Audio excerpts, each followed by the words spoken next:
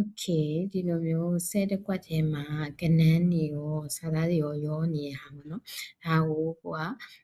ပေါင်းကျင်တယ်ပေါ့လုံးပေါင်းရချင်တယ်အဲ့မျိုးဆိုလို့ရှိရင်ဒီလိုပဲပုံမှန်တိုင်းပဲရိုးရိုးစမ်း formula နဲ့ပေါင်းကျင်မယ်မရဘူးပေါ့နော်အဲ့ဆိုလို့ရှိရင်သူက formula မှားလားဆိုတော့မမှားဘူးဒါပေမဲ့ဒီဆဲထဲမှာကိုကကနန်းရောစာသားရောအဲ့လိုမျိုးနှစ်မျိုးလုံးရှိနေတာဖြစ်တဲ့အတွက်ကြောင့်မလို့သူဘာကိုပေါင်းလို့ပေါင်းပြရမှမသိတဲ့အတွက်သူကတညပဲပြန်လာပြီးအဲ့လိုရှင်နေမျိုးမှာဆိုရင်ရှင်ဘယ်လိုရင်လုပ်လို့ရတဲ့ဆွဲဟာကိုပြောပြပေးမယ်အဲ့ဒါကနီလန်း2မျိုးရှိတယ်ပထမဆုံး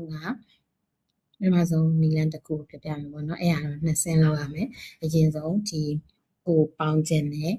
column ပဲဖြစ်ဖြစ် row ပဲဖြစ်ဖြစ်အဲ့ဒါကိုအရင်ဆက်လက်လုပ်ထားမယ်ဆက်လက်လုပ်ထားပြီးတော့ဒီ find and select ထဲမှာ find ရယ် replace ရယ်အဲ့ဒီမှာဆိုရင်kg ဆိုတဲ့ unit ကိုကreplace blend နဲ့ replace လုပ်လိုက်မယ်။ဟုတ်တော့ kg ကစာသားဖြစ်နေကြတော့ blend နဲ့ replace လုပ်ပြောလို့ရှိရင် replace all လုပ်လိုက်။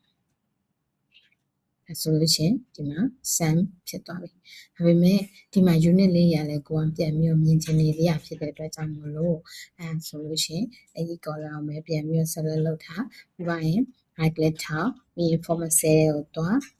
custom ကိုတွားပြီးပါရင်ဒီ general ရဲ့နောက်မှာ space လေးရှာပြီးတော့ကိုထည့်ချင်တဲ့ unit ကို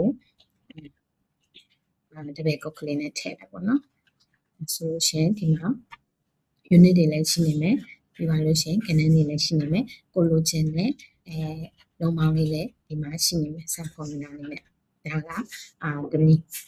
နောက်တစ်နည်းလုပ်လို့ရတရားကြတော့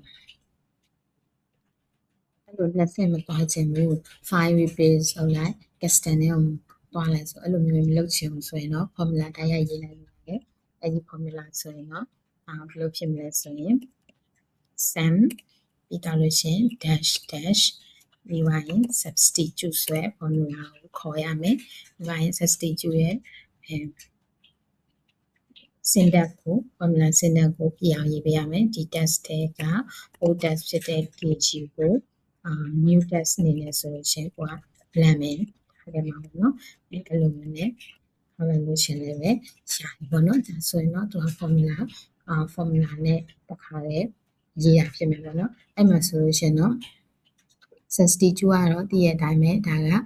အစားသွင်းတာဖြစ်တယ်နော်တစ်စင်းချင်းစီပြန်ပြီးတော့ရေးမယ်ပေါ့နော်ဒီ substitute ကဒီ column ထဲမှာရှိတဲ့ test တွေဖြစ်တဲ့ kg ကို blend နေနဲ့အစားသွင်းမယ်ဒါမျိုးတော့မယ်အဲဆိုရင်တော့ဒီလိုဖြစ်မယ်အဲ့ဒီမှာအချိမှာ